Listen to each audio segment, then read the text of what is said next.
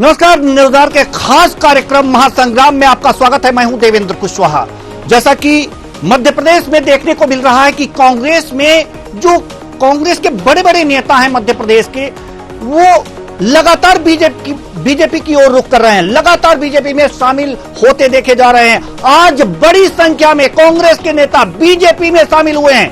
कुल मिलाकर के यह देखा जा सकता है कि एक तरह से कहा जा सकता है कि कांग्रेस में भगदड़ मची हुई है। आज महासंग्राम के इस कार्यक्रम में, न्यूज़ार के ये खास कार्यक्रम महासंग्राम में आज हम कांग्रेस में जो भगदड़ मची हुई है उस पर बात करेंगे। लगातार आप देख सकते हैं कि एक एक दिन नहीं बीत रहा है, लगातार कांग्रेस के नेता बीजेपी ज्वाइन कर रहे हैं। हुजूम देख रहे हैं, ये कांग्रेस के नेताओं की हुजूम बीजेपी कार्यालय में यहां पर बैठी हुई दिखाई दे रही है। आप इससे अंदाजा लगा सकते हैं कि कांग्रेस की हालत क्या हो सकती है।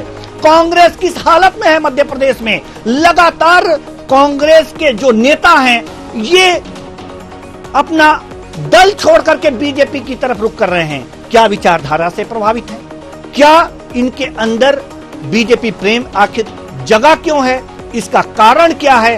क्या विचारधारा इनकी बीजेपी जो विचारधारा है वो इनसे प्रभावित हो चुके हैं या फिर कोई और बात है? आज इसी मुद्दे पर हम चर्चा करेंगे और चर्चा के लिए हमारे साथ जो मेहमान जुड़े हुए हैं उनसे आपका परिचय करा दें। वंदना त्रिपाठी जी, बीजेपी प्रवक्ता, पवन पटेल जी, महामंत्री मध्य प्रदेश कांग्रेस, एल द्विवेदी जी, वरिष्ठ पत्रकार। तीनों मेहमानों का बहुत बहुत स्वागत है हमारे इस कार्यक्रम में। चर्चा की शुरुआत हम करेंगे पवन पटेल जी। पवन पटेल जी, आपसे लगातार कांग्रेस का घर मध्य प्रदेश में, कांग्रेस का घर जो है बिखरता हुआ दिख रहा है। थोक के भाव नेता कार्यकर्ता सभी बीजेपी की ओर रुख कर रहे हैं। देखिए, जो मौका परस्त लोग हैं, जो स्वार्थी लोग हैं, वो जा रहे हैं। और क्यों जा रहे हैं ये भी हर व्यक्ति जानता है कि किस तरह ईडी सीआईडी इन सब के दबाव में भारतीय जनता पार्टी इस देश में राज कर रही है। तानाशाही के संविधान से भारतीय जनता पार्टी इस देश को चलाना चाहती है।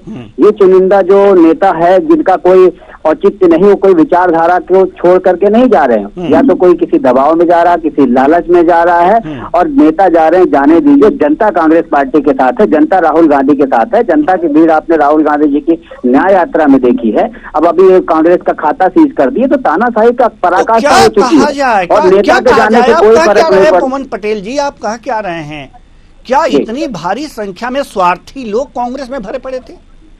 नहीं तो क्या हो गया, आप सोचिए। तो सोच का विषय है कि अचानक चुनाव के समय चंद दिनों पहले क्या ऐसा विचारधारा में हो जाता है, क्या जमीन आसमान का अंतर हो गया ऐसा? ये तो हर व्यक्ति को सोचना चाहिए कि जब एक सबसे भ्रष्ट आदमी कोई होता है, उसको जब भारतीय जनता पार्टी में शामिल हो जाता है तो वो उनकी मशीन में धुल करके बड़ा न्यारा हो जाता है, बड़ा सा देशभक्त हो जाता है। ये तो हर व्यक्ति को सोचना चाहिए ना। आज आप ये सोचिए, इलेक्ट्रॉन बॉन्ड के थ्रू इतने हजारों करोड़ों चंदा मेरे भारतीय जनता पार्टी को मिले तो उसके खाते सीज नहीं होंगे? जिसको 10% 11% जिसको मिला कांग्रेस पार्टी को, उसके खाते सीज कर देंगे।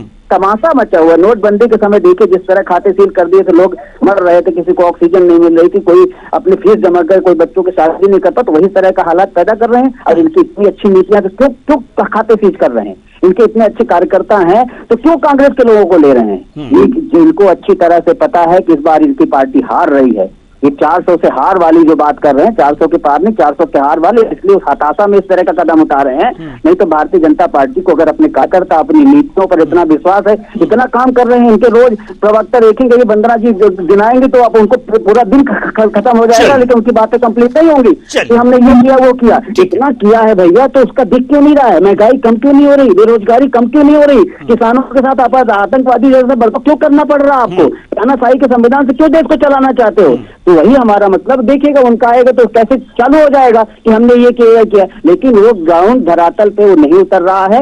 भारतीय जनता पार्टी की जो दो मुही बातें हैं, दोहरा चरित्र है, आम जनता के सामने उजागर हो चुका है। और इस बार के चुनाव में देखिएगा आप, अभी इनके पास मैकेनिज्म है, इनके पास मैनेजमेंट है, बड़े बड़े इवेंट करके ज्वलंत मुद्दों से ध्यान भटकाने का प्रयास करते हैं, उसी के दम पे इनका माहौल बना रहता है। तो आम जनता कांग्रेस पार्टी के साथ है। ये चुनिंदा नेता जो किसी दबाव में, जो किसी स्वार्थ में जा रहे हैं, उनको जाने दीजिए, उसके जाने से कोई फर्क नहीं पड़ता है। जनता जिताती है, जनता सरकार बनाती है, जनता कांग्रेस पार्टी के साथ है, जनता राहुल गांधी जी के साथ है। तो वंदना जी हम आपके पास आना चाह रहे हैं। अब पवन पटेल जी का कहना है कि जो स्वार्थी लोग हैं, थोक के भाव वहां पर जा रहे हैं, तो इतने स्वार्थी लोगों को अगर जो बीजेपी अपने घर में जगह देगी, बीजेपी अपने दल में जगह देगी, तो फिर दिक्कतें तो बाद में पैदा हो सकती हैं बीजेपी के लिए।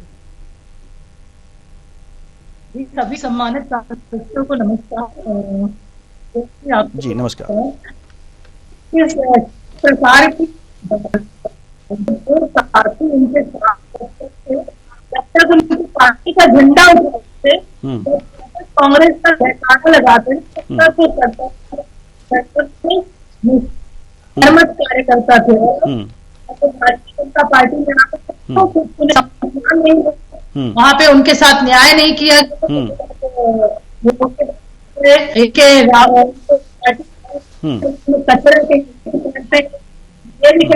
स्वार्थी लोग देखिए कांग्रेस पार्टी का चरित्र। चलिए वंदना त्रिपाठी जी, आपकी आवाज सही तरीके से नहीं आ पा रही है, एक बार और जुड़ने का प्रयास करेंगे। एल द्विवेदी जी के पास हम जाना चाहेंगे। एल द्विवेदी जी, सवाल यहां पर यह है कि थोक के भाव मध्य प्रदेश में यह देखा जा रहा है कि कांग्रेस के नेताओं में भगदड़ मची हुई है।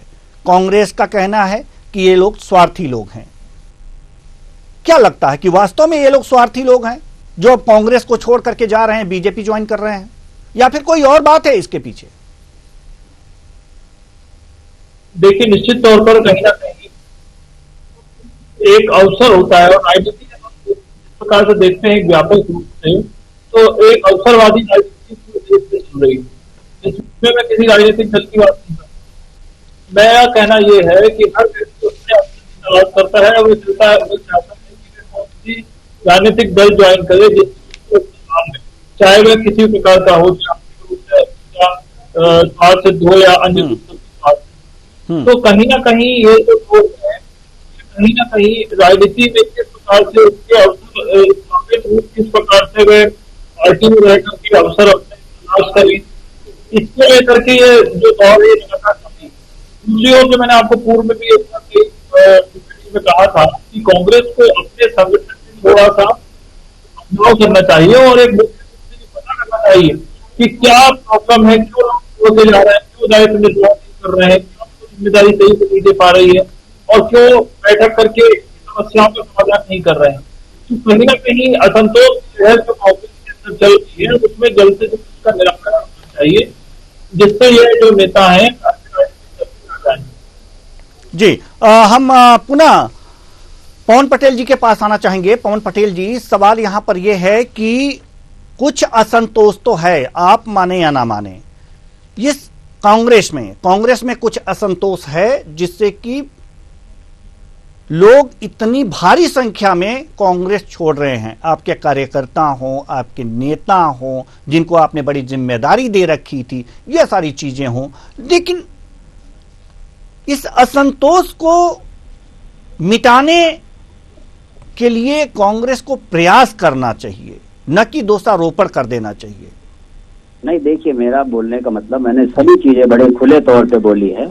मैंने बोला है कि स्वार्थी लोग हैं, मैंने ये भी बोला है कि कुछ लोग जो स्वार्थी नहीं है, किसी दबाव में किसी को अपना बिजनेस बचाना है, किसी को कुछ करना है, उस दबाव में कुछ लोग गए हैं। और ये बड़े मैं खुले तौर पे व्यक्त करता हूँ, बोलता हूँ, एक्सेप्ट करता हूँ कि जैसे टिकट निर्धारण होता है, किसी को संगठन में जगह देनी होती है, कई बार सर्वे के आधार पे हम उस व्यक्ति का आकलन नहीं कर पाते हैं। जो व्यक्ति जमीनी स्तर पे पार्टी के लिए काम करता है, उसका कहीं ना कहीं से मनोबल, उसका भी दुख होता है, उसका भी मोह भंग होता है। तो हमने यही पहले हमेशा बोला अपने डिबेट में कि हमारा संगठन, हम सब मिलकर ये भी प्रयास कर रहे हैं कि आने वाले समय में कुछ एक ऐसी रणनीति बने कि जिसके तहत किसी के स्वाभिमान के साथ खिलवाड़ ना हो। और रही बात दूसरी, जो आदमी सांसद बन जाता, जो आदमी विधायक बन जाता, जो संगठन के कई पदों में रह करके काम कर लेता है, उसका गुस्सा होना लाजमी नहीं है इस समय। आज पार्टी की जिस स्थिति है, आज हमें देश को बचाना है, संविधान को बचाना है, फिर कांग्रेस पार्टी को नहीं देखना चाहिए। हमें उन बलिदान को आकलन करना चाहिए जिन लोगों ने अपनी कुर्बानी दी थी जब देश आजाद हुआ था, संविधान बना था। उसके लिए भी हमारी कुछ रिस्पॉन्सिबिलिटी, कुछ हमारे फर्ज होने चाहिए। अगर हम अपनी कांग्रेस पार्टी को अपनी माता मानते हैं, मां संस्था मानते हैं, तो उसके लिए भी हमारी कुछ रिस्पॉन्सिबिलिटी होनी चाहिए। हमें हमेशा अपने स्वार्थ का आकलन नहीं करना चाहिए। आज हमें देखना चाहिए कि जिस परिस्थिति से हमारी पार्टी गुजर रही है, हमें अपना, जब हमारा पार्टी का था, हमें सांसद बनाया, विधायक बनाया, मंत्री बनाया, संगठन में कई पद दिए, तो क्या आज हमारा फर्ज नहीं बनता है कि हम पार्टी को जिम्मेवारी के साथ संविधान को बचाने की दिशा में पार्टी की विचारधारा को और मजबूत करें, जितनी हमारी ताकत, जितनी हमारी ये हैसियत, बात उसको तो आप मजबूत शिविर करें। लगा करके और एक दूसरे के बीच बैठकें करके ये सब मामला सुलझाया जा सकता है, लेकिन सुलझाया नहीं गया है, इस तरह की बातें नहीं, नहीं देखिए, हुई। सुलझाया जा रहा है। यहाँ पे सबकी डिमांड है 29-28 विधानसभा, एक समझौते में लोकसभा, एक समझौते में चलेगी। 28 लोग को टिकट दिया जा सकता है, उसमें ज्यादा लोग को टिकट नहीं दिया जा सकता। सबकी अगर महत्वाकांक्षा टिकट है, सबकी महत्वाकांक्षा जीत है, सबकी महत्वाकांक्षा राज्यसभा सदस्य है, तो संभव नहीं है ना। हम कहते हैं कि जो हमारा समर्पित कार्यकर्ता है उसके लिए भी हमारी कुछ रिस्पॉन्सिबिलिटी होनी चाहिए। उसके लिए भी अगर हमारे सरकार, हमारे नेता, हमारे वरिष्ठ लोग बैठ करके मंत्रणा कर रहे हैं तो कोई ना कोई रास्ता निकलना चाहिए। तो हम तो दोनों तरफ से बोल रहे हैं, संगठन भी हमारा रास्ता निकाल रहा है और जो लोगों को पद मिल गया, जो लोग रह चुके हैं, इतने बड़े नेता जिनकी आज एक कांग्रेस के साथ पहचान है, उस विचारधारा, जिस विचारधारा के साथ जिंदगी भर लड़ाई लड़े, उसी विचारधारा में जाके कैसे कोई व्यक्ति अपने आप को समाहित कर सकता है? ये सब तो सोचने वाले, दोनों विपरीत विचारधाराएं हैं। एक विचारधारा बाबा साहब भीमराव अम्बेडकर के संविधान के हिसाब से चलने वाली, दूसरी विचारधारा तानाशाही के संविधान से चलने वाली। तो इसीलिए तो मैं कह रहा हूँ, या तो स्वार्थ या तो किसी न किसी दबाव में जा रहे हैं। और रही जो संगठन की बात, हमारा संगठन पूरी तरह से, हमारा खाका तैयार है, हमारा रोड मैप तैयार है। आने वाले समय में आप देखेंगे कि कांग्रेस पार्टी को बड़ी अच्छी स्पष्ट बहुमत मिलेगी और इस बार कांग्रेस पार्टी सरकार बनाएगी। जी बिल्कुल। एक बात और वंदना जी, हमारे जो पवन पटेल जी का कहना है कि जो भी लोग बीजेपी की तरफ रुख कर रहे हैं वो इसलिए कर रहे हैं कि उनको पद की लालसा है।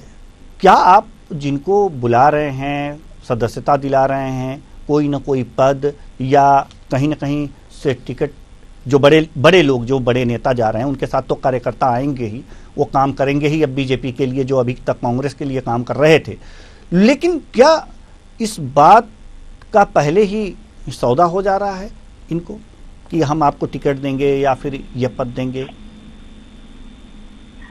जी देखिए देवेंद्र जी, पहले तो मैंने इनकी जो बात सुनी और मुझे बड़ा दुख हुआ ये सुनकर कि अपने पार्टी के कर्म अथवा निष्ठावान कार्यकर्ताओं को ये लोग कहते हैं कि वो स्वार्थी हैं। इनके वरिष्ठ नेतागण, केंद्र में बैठे हुए वरिष्ठ नेतागण कहते हैं कि वो कचरा है, जो कचरा साफ कर दिया गया है, छलनी लगा दी गई है। तो सोचिए उन कार्यकर्ताओं के मन पे क्या बीतती होगी जिन्होंने वर्षों वर्ष तक कांग्रेस पार्टी का झंडा उठाया, कांग्रेस पार्टी के लिए आंदोलन किए, कांग्रेस पार्टी के लिए चुनाव प्रचार किए, कड़ी धूप जाकर मेहनत करी। आज वो कांग्रेस पार्टी का दामन छोड़ देते हैं तो वो कचरा हो जाते हैं और वो स्वार्थी हो जाते हैं। ये बताइए, हर व्यक्ति क्या चाहता है? हर व्यक्ति चाहता है कि जहाँ पे भी वो काम करे, चाहे वो राजनीतिक दल हो या कहीं कर्मचारी हो, तो उसे सम्मान मिले। सम्मान की अपेक्षा हर व्यक्ति करता है और कांग्रेस पार्टी के जो वरिष्ठ नेतृत्व है वो अपने कार्यकर्ताओं का सम्मान नहीं कर सकते। और इसका जीता जागता उदाहरण ये है कि ये जो बैठे हुए हैं पवन पटेल जी, वही कह रहे हैं कि स्वार्थी लोग हैं। इनके वरिष्ठ नेता केंद्र के कहते हैं कि कचरा है। तो जब अपनी पार्टी के नेताओं के लिए ये लोग इस तरह के शब्दों का इस्तेमाल करते हैं तो सिर्फ एक अपेक्षा के साथ लोग दूसरे राजनीतिक दल का दामन थामते हैं और वो है मान सम्मान। हर व्यक्ति को अपना मान सम्मान बहुत प्यारा होता है। पद की लालसा राजनीतिक दलों में जब कोई कार्य करता है तो सबके अंदर होती है, लेकिन सबसे पहले अगर कोई अपने मन से अगर किसी राजनीतिक दामन थामता है तो कहीं न कहीं वो अपने पूर्व वाले राजनीतिक दल से आहत हुआ रहता है, उसके साथ वहाँ उचित न्याय नहीं हुआ रहता है। तभी वो इतना बड़ा निर्णय लेता है कि 20-40 साल लेकिन सभी आहत नहीं, कुछ मौका परस्त भी होते हैं। अगर उनको भी आप शामिल कर रहे हैं तो बाद में दिक्कत हो सकती है। दिक्कत कैसे होगी? सीआईडी है ना, कैसे दिक्कत होगी? आगे क्या भविष्य में कौन क्या चाहता है वो नहीं कह सकते हैं हम, लेकिन इतना जरूर पता है कि अभी फिलहाल जो वरिष्ठ नेता आ रहे हैं उनके साथ उनके कार्यकर्ता आ रहे हैं। हर कार्यकर्ता दे रही भाजपा, मुश्किल से 1% लोगों को, कहीं बाकी सब गायब हो चुके हैं जितने लोग आए हैं, इतना सम्मान दे रहे हैं। क्योंकि जब मेरी बात चलती है तब आप बहुत बोलते हैं, तो कृपया शांति से सुनिए। देखिए, अगर पद की लालसा है, पद के लालसा के साथ अगर कोई आ रहा है, अगर उस व्यक्ति में उतनी काबिलियत है तो अवश्य भी मिलेगा, क्यों नहीं मिलेगा? चलिए देखते हैं, 1% लोग काबिल हुए अभी तक। पवन जी कृपया करके आप टिप्पणियां ना करें, वरना मैं ये डिबेट छोड़ दूंगी। मैं आपके बीच में नहीं बोल रही थी। अरे नहीं, माफ करिए, डिबेट मत छोड़िए, वैसे ही पर छोड़ रहे हैं, मत छोड़िए डिबेट, हम चुप हो जाते हैं। बताइए। छोड़ दूंगी क्योंकि ये आपकी अभद्र शैली जो आप कांग्रेस पार्टी के इस्तेमाल करते हैं वो भारतीय जनता पार्टी के नेतागणों के साथ नहीं चल पाएगी। चलिए ठीक है, वंदना जी आप जारी रखिए। पवन पटेल जी थोड़ा सा धैर्य बनाए रखिए। पवन पटेल जी अब आप इतना वंदना जी पवन पटेल जी व्यथित होंगे, इतने लोग छोड़ करके गए हैं तो थोड़ा सा अगर बोल रहे हैं तो नाराज समझिए, हमारे दुख को भी समझिए थोड़ा सा। जी ठीक है। सामने एक, हालांकि आप लोगों में महिला सम्मान और नारी सम्मान कितना है वो तो आपके राहुल गांधी देखो अभी सम्मान मिलेगी, नेतागिरी हमेशा नहीं, सम्मान मिलेगा बात को। गजब है मैडम, गजब है। सम्मान है आपके अंदर, वो तो आप लोग समय समय पर टंचमाल आइटम और नूरी खान जी के साथ मोदी जी का वक्तव्य सुन लीजिए, लोकसभा में क्या क्या बोल रहा है, कितने करोड़ की गर्लफ्रेंड, क्या दूसरा किस टाइप के वक्तव्य यूज कर रहे हैं, वो नहीं देख रहे हैं आप। पार्टी की समस्या है, मोदी जी का सब अच्छा, बाकी करें तो सब गड़बड़। आपकी पार्टी की नेत्री नहीं है कि आप कुछ भी करते रहेंगे और सुनते रहेंगे हम, ठीक है ना? तो अपना कृपया करके जो अपना वाणी है उसमें पहले बोल देते। पवन पटेल जी थोड़ा धैर्य रखिए, थोड़ा धैर्य रखिए। वंदना जी कुछ कह रही हैं, उसे सुन लीजिए, हम आएंगे आपके पास। चलिए वंदना जी। इनकी जो ये अति उत्तेजना है उसका कारण ये है कि उनकी पार्टी में भगदड़ की स्थिति मची हुई है, कोई मैनेजमेंट नहीं है, माइक्रो लेवल पे कोई के कार्यकर्ताओं को कोई कार्यक्रम नहीं दिए गए हैं कि कैसे कार्य करना। सबसे ज्यादा मजेदार बात तो आप ये देखिए कि 18 लोगों की सूची कब आएगी। लोकसभा चुनाव की तारीखों का ऐलान हो चुका है, मॉडल कोड ऑफ कंडक्ट लग चुका है, अभी तक सूची नहीं आई। आप समझिए मतलब क्या स्थिति है। कांग्रेस पार्टी के नेता चुनाव लड़ने के लिए तैयार नहीं है और ये पवन जी यहाँ बैठ के बड़े बड़े राग अलाप रहे हैं, बड़े बड़े ज्ञान दे रहे हैं। पवन जी सूची लाइए, सूची दीजिए कि सूची में कुछ महिलाओं के भी नाम ले आइए, ताकि थोड़ा बहुत जो आप लोगों ने ये जो नारी सम्मान पे आपने जो ये टिप्पणियां की है उसको आप धो सकें। क्योंकि आप लोगों ने जिस तरह से अभी आपके राहुल गांधी जी हिंदू धर्म के विषय में और नारियों के विषय में बोला है, उसके बाद तो आप लोग की दयनीय होने वाली है पूरे देश में। और आपको ये जो लगता है ना कि आप इस तरह की टिप्पणियां और कटाक्ष कर करके सामने वाले को दबा देंगे, तो पवन जी सूची लाइए। आप लोगों को कैसे कोई दबा देता है? महंगाई बेरोजगारी पे मत बात, अभी चुनाव है, सूची कहाँ है, नेता कौन है, प्रत्याशी कौन है? इसी में तो लेट लग रही है, इतने ज्यादा उम्मीदवार हैं कि डिसाइड करने में लेट लग रही है, इतने ज्यादा उम्मीदवार हैं। आपके यहाँ तो ईडी चुनाव लड़ता है। हर जिले हर संभाग के नेता क्यों छोड़ रहे हैं? छिंदवाड़ा में इतनी भगदड़ की स्थिति क्यों मची हुई है? वो तो कमलनाथ जी का घर कहा जाता है, तो छिंदवाड़ा के नेता कमलनाथ जी को छोड़ कर भग रहे हैं। कारण ये कि नकुलनाथ जी वहां से हार रहे हैं और 29 के 29 कमल मध्य प्रदेश में भारतीय जनता पार्टी खिला कर रहेगी। और उसका कारण है हमारे कार्यकर्ता, हमारा संगठन, हमारा माइक्रो लेवल मैनेजमेंट, हमारे बूथ पटना मंडल जिला प्रदेश और केंद्र तक का संगठन जो कार्य करता है, हमारे वरिष्ठ नेतागण जो मार्गदर्शन देते हैं, और जो हमारे यहाँ का अनुशासन जो आपके यहाँ बिल्कुल नहीं है। अनुशासन दीजिएगा हमको भी ठीक होती है। आप लोग अनुशासन अगर होता आपके अंदर तो आपको ये ट्रेनिंग दी जाती कि जब आपके सामने एक महिला नेत्री बैठेगी तो उससे कैसे बात करना है।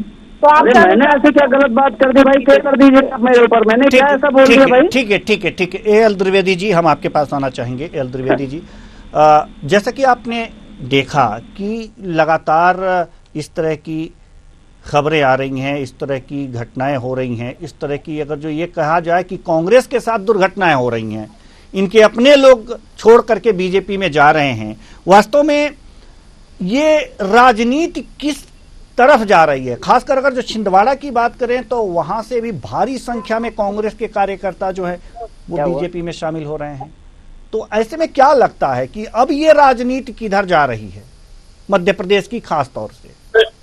जी, मैंने आपको पूर्व में भी बताया कि कहीं ना कहीं ये सब अवसरवादी अपना अवसर का तलाश करने के लिए राजनीतिक दलों में किस प्रकार से उनको पार्टी टिकट दे, किस प्रकार से उनको पद मिले, कैसे वह पार्टी की सेवा करें, नहीं इसको लेकर के अवसर की तलाश कर। द्विवेदी जी, इतने लोग जा रहे हैं तो इतने लोगों से बीजेपी ये बात थोड़ी कर रही होगी कि हम आपको टिकट दे देंगे या पार्टी में पद दे देंगे या फिर कुछ और होगी। कब मिलेगा? लेकिन आप समझिए ना, किसी भी राजनीतिक दल में आखिरी व्यक्ति क्यों जुड़ता है? राजनीति किस प्रकार की? राजनीति में सिस्टम यही है कि किस प्रकार से आप राजनीति में जुड़कर राजनीति का लाभ ले सकते हैं। सभी लोग राजनीति में जुड़ते हैं। आप देवेंद्र जी, ये स्पष्ट बात है, क्योंकि आपने देखा होगा, मैं इसमें किसी राजनीतिक दल का नाम नहीं लूंगा, लेकिन आप समझिए, एक वरिष्ठ नेता कपिल सिब्बल, वह हमेशा कांग्रेस में रहे, लेकिन जब उनकी टिकट कटी, उन्होंने समाजवादी पार्टी से राज्यसभा से जाकर के उन्होंने करा। और इसी प्रकार की आप जब अब उनसे भारतीय जनता पार्टी में देखेंगे, वहां भी यही स्थिति हुई। जब वहां टिकट नहीं मिली, तो अभी आपने देखा होगा कि सीधी से जो सांसद है, उन्होंने भारतीय जनता पार्टी छोड़ी है, तो एक दावा के साथ क्षेत्र के माने जाते हैं। तो कहीं ना कहीं वो क्यों छोड़ी है? क्योंकि उनका टिकट में नाम नहीं था, तो उन्होंने तुरंत पार्टी से इस्तीफा दिया है। और अब वह अन्य राजनीतिक, या फिर उन्होंने अन्य राजनीतिक दल में भी ज्वाइन करेंगे, या फिर निर्दलीय भी वह चुनाव लड़ सकते हैं, संभावनाएं जताई जा रही है। मतलब आप देखिए, दोनों राजनीतिक दल में ये बड़ी टूट है, जो आप समझने का प्रयास कीजिए। नहीं कह सकते कि कांग्रेस में ही है, भारतीय जनता पार्टी से भी कई नेता टूट के दलों में जा रहे हैं, और वह इस तला में चाह रहे हैं कि टिकट मिल जाए। और यह भी आप देखा होगा, कुछ समय पहले ही बहुत से भारतीय जनता पार्टी के नेता भी टूट के अन्य राजनीतिक दलों में गए हैं। लेकिन एक चीज हमारे समझ में नहीं आ रही कि बीजेपी लगातार दूसरे पार्टियों के नेताओं को ज्वाइन करा रही है, उनके कार्यकर्ताओं को ज्वाइन करा रही है। ऐसे में जो बीजेपी के कार्यकर्ता हैं, तो उनके बीच भी कुछ असंतोष हो सकता है, क्योंकि वो बहुत पहले से हैं और बीजेपी के लिए काम कर चुके हैं। जी, से एक कसरा स्थिति बन सकती है, क्योंकि जब एक पार्टी का कार्यकर्ता होता है और वह अपना जीवन में 15 साल, 20 साल, 25 साल, 30 साल वह अपनी पार्टी में लगाता है, और जब टिकट की बारी आती है, तो एक अन्य राजनीतिक दल का व्यक्ति वहां पहुंचता है और उसको टिकट मिल जाती है। तो कहीं ना कहीं उनके मन में भी असंतोष व्याप्त होता है कि मैंने जब पार्टी की सेवा 15 साल, 20 साल, 25 साल, 30 साल की, और जब मेरे टिकट लेने का अवसर आया, या मुझे जब पद लेने का अवसर आया, जब मेरी सरकार मध्य प्रदेश में बनी या अन्य प्रदेशों में बनी या केंद्र में बनी, और मुझे अब टिकट का एक संभावित मैं टिकट उम्मीदवार था, लेकिन ऐसे मौके पर पार्टी ने मुझे टिकट न देके अन्य को टिकट दे दिया, तो उसके अंदर भी एक असंतोष की भावना जो है वह जागृत होती है, और वह तुरंत ही अन्य राजनीतिक दल में चला जाता है। बिल्कुल बिल्कुल सही बात कह रहे हैं। पवन पटेल जी, हम आपके पास आना चाहेंगे। पवन पटेल जी, आप कुछ कह रहे थे वंदना त्रिपाठी जी जब बोल रही तो थी। वंदना जी को कौन सी बात बोली लग रही, मुझे नहीं समझ में आया कि मैंने ऐसा क्या इतना गलत बोल दिया कि वंदना जी को 4-5 बार बोलना पड़ा महिला सम्मान के लिए, है ना। मुझे नहीं लगता कि मैंने ऐसी कोई बात बोल दी। किसी के साथ में किसी का जवाब दे देना बहुत बड़ा नारी का सम्मान या अपमान नहीं हो जाता है। किसी चीज को इतना बड़ा हवा बना देते हैं लोग, कुछ पूछने को नहीं। और ये जो वंदना जी बोल रही थी, इनकी पार्टी, इनका संगठन, इनका, ये तो मैं हमेशा बोलता आया हूँ कि भारतीय जनता पार्टी हमेशा इस फलसफे पे काम करती कि मैं, मेरी पार्टी, मेरा कार्यकर्ता। ये जबकि सरकार में भूल जाते हैं, सरकार में इनकी रिस्पॉन्सिबिलिटी मैं, मेरी जनता, मेरा किसान, मेरा नौजवान, मेरा युवा, मेरी महिला होनी चाहिए। लेकिन भारतीय जनता पार्टी की फलसफा होता ही नहीं। वो अपने पार्टी को मजबूत करती है, अपने किसानों को 500-500 करोड़ के उनके कार्यालय बन जाएंगे, उनके संगठन मजबूत हो जाएंगे, इसी दम में चुनाव लड़ रही है, जबकि इनकी रिस्पॉन्सिबिलिटी आम जनता की होनी चाहिए। मैं तो कह रहा हूँ, अब आप बताइए कितना बड़ा वो है कि कांग्रेस पार्टी का खाता सील कर दिया आपने। अगर इनको इतने जीत होते तो फिर आप फ्री हैंड छोड़ दो ना विपक्षियों को। क्यों आप इस तरह के काम कर रहे हो? वहां से आपको पूरा इतना सारा हजारों करोड़ चंदा मिल जाएंगे तो आपके खाते सील नहीं होंगे। 11%, 10% कांग्रेस को मिल गए तो उसके खाते सील कर देंगे। ये भारतीय जनता पार्टी को अच्छी तरह से पता है, इनको इंटरनल सर्वे में पता है कि इनकी सरकार नहीं बन रही है, इसलिए छटपटा रहे हैं, इसलिए कांग्रेस के लोगों को ले रहे हैं, इसलिए इस तरह का भाई का संविधान चला रहे हैं, इसलिए ईडी सीआईडी का गलत दुरुपयोग कर रहे हैं। जनता की चोट पैदा का दम है तो कर दे बिना ईवीएम के चुनाव ना, देखने कितने दूध का दूध, पानी का पानी निकल आएगा। लेकिन नहीं करेंगे। ईवीएम में इनकी जान बचती है। जिस देश ने ईवीएम का इजाद किया उस देश ने बंद कर दिया, लेकिन हम ईवीएम लेकर के घूमेंगे। तो ये भारतीय जनता पार्टी का फलसफा है, तानाशाही के संविधान से। आप एक व्यक्ति का अपमान कर रही है। देखिए, ये होता है आपका एक युवा का अपमान। इस तरह करेंगे आप अपमान। अब आप साथ में क्यों बोल रही हैं? यही मैंने बोला था, आपको बड़ा अपमान लग गया था। मैं तो सिर्फ निवेदन कर रहा था। आपकी तरह मैं किसी आपके ऊपर हंस नहीं रही हूँ कि मैं कुछ बोल रही हूँ, आप बीच बीच में हंस रहे हैं। और ये जो आप बोल रहे हैं ना कि ईवीएम और ये वो, अब तो इलेक्शन कमीशन ऑफिसर ने तक आप लोगों से बोल दिया कि भैया हमें कह रहे हैं कि अगर एक व्यक्ति ने भी आवाज उठाई है ईवीएम के खिलाफ तो आप खुले मन से खत्म कर दीजिए। आपको अगर आपकी नीतियाँ इतनी अच्छी हैं, हमारे देश को इतना अच्छा प्रधानमंत्री मिला, उसकी नीतियाँ इतनी अच्छी, महंगाई आपने खत्म कर दी, बेरोजगारी आपने खत्म कर दी, राम राज्य आपने ला दिया, तो बिना ईवीएम के करा दीजिए चुनाव। जब एक व्यक्ति भी कह रहा आप करिए ना राजतंत्र स्टाइल का, किसी को भाई एक व्यक्ति ने उंगली उठाई तो हमने ईवीएम को बंद कर दिया, बंद करके ईवीएम दिखा दीजिए। हम 400 के पार जा रहे हैं और आप हार रहे हैं, तो आप 400 के पार कहीं नहीं जा रहे हैं। आप लिख लीजिएगा, आप भी वहीं रहेंगे, हम भी रहेंगे, देख लीजिएगा कितना होगा 400 पार। आम जनता देख रही, जो आपका तानाशाही रवैया अपना रहे हैं ना, 400 पार ऐसे जाएंगे कि कांग्रेस का खाते ठीक कर देंगे, कांग्रेस के नेता चुनाव प्रचार नहीं कर पाएंगे। जिस तरह ऑक्सीजन नोटबंदी ने किया था उस तरह। चलिए हमारे पास समय नहीं है, लेकिन एक चीज जो बड़ी महत्वपूर्ण है, हम अपने मेहमानों से कहेंगे कि एक चीज जो बहुत महत्वपूर्ण है कि वास्तव में कांग्रेस के लोग, कार्यकर्ता, उनके नेता कांग्रेस छोड़ रहे हैं और बीजेपी ज्वाइन कर रहे हैं। बीजेपी के लिए भविष्य में भी खतरा हो सकता है और इस समय तो कांग्रेस के लिए खतरा है ही, क्योंकि लोकसभा चुनाव आने वाले हैं और इस समय जाना वास्तव में एक जनसमूह का जाना कहा जा सकता है।